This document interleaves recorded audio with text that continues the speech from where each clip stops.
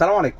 وجود اللمض في العربية والتابلو قدامك وإنها تنور ده مش محطوط من فراغ، ده في مصيبة أو كارثة بتحصل في العربية واللمبة دي قادت عشان تنبهك وتقول لك خلي بالك في حاجة. يعني مثلا اللمبة اللي أنت شايفها دي وهي الأشهر على الإطلاق لمبة الزيت. أما اللمبة دي تنور عندك اعرف إن الزيت في العربية نقص مش فضي. اللمبة طالما قادت يبقى الزيت نقص عن الحد المسموح بيه.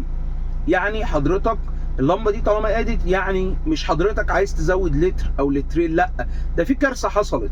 الزيت ما عداش على ترمبه الزيت ولا بيلف في المكنه وخلاص، كل اللي باقي حاجه بسيطه في الموتور. ولو فتحت الموتور في الوقت ده هتلاقي صوت تكتكه تك تك تك تك تك تك، هتلاقي البساتم والموتور كله بيرزع. خلاص الزيت قل والاحتكاك بقى صوته عالي جدا، فلازم تبطل العربيه وما تدورهاش وتروح على اقرب ميكانيكا. طب هروح ازاي؟ عندك حلين، يا اما ترفعها على ونش وتريح دماغك، يا اما تبص تحت وتشوف التسريب منين. يعني انا مثلا حصلت معايا النقطه دي قبل كده، كان العيب في الفلتر كان مكسور وكان بينزل الزيت، جبت فلتر ركبته وزودت زيت ورحت للميكانيكي عشان نحل المشكله.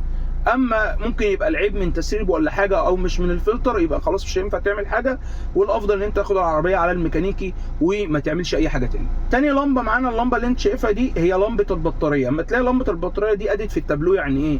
مش يعني البطاريه عايزه تبص عليها او تتغير، لا، ده معناها ان الدينامو وقف.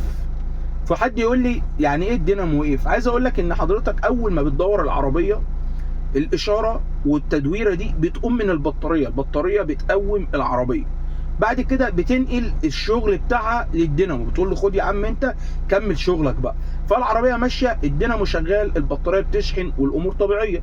فاللمبه اما تقيد يعني الدينامو وقف عن العمل، يعني في حاجه في الدايره بتاعه الكهرباء. طب يعني الدينامو فيه ايه المشكله؟ غالبا الدينامو بيكون فيه شربون، الشربون ده بيكون قطعه كده واللي بيصلحها الكهربائي مش الميكانيكي، بيفك الدينامو كله بره، يخرج جزء كده من الدينامو من ورا، بيطلع من الجزء ده الشربون عباره عن صباعين كده نحاس، بيحط الشربون الجديد بيغيره ويقفل بمكنه اللحام ويركب، وبتلاقي الدينامو رجع اشتغل تاني والبطاريه طفت في التابلو. طب انا مشيت عليها والبطاريه فضلت اللمبه منوره، تفضل لان الشغل كله دلوقتي اتنقل من الدينامو للبطاريه، فاصبحت العربيه ماشيه على البطاريه. طب ايه اللي بيستهلك؟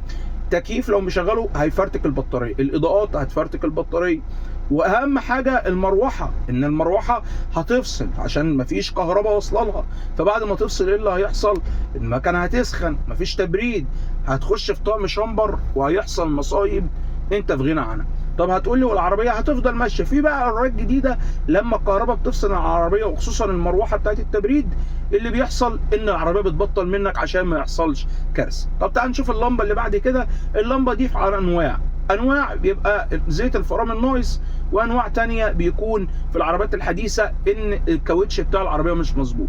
في العربيات الحديثه اللي الناس عارفينها ان ضغط الاطارات بيبقى عايز يتظبط فبتزوده او تشوف المشكله في ايه واللمبه بتطفي. اما في العربيات القديمه اللي ما فيهاش ضغط الاطارات بيبقى الزيت بتاع الفرامل ناقص، فمحتاجه ان حضرتك تزود زيت الفرامل. اما اللمبه دي هي الاشهر وكلنا عارفينها اللي بتظهر للناس في العربيات الجديده وبيخافوا، دي لمبه بتقول لك ان حضرتك عندك صيانه جايه، فما تنساش ميعاد الصيانه، وبتفضل قايده لحد ما حضرتك بتروح الصيانه، وبعد كده بعد ما بتعمل الصيانه بيفصلوها لك في التوكيل.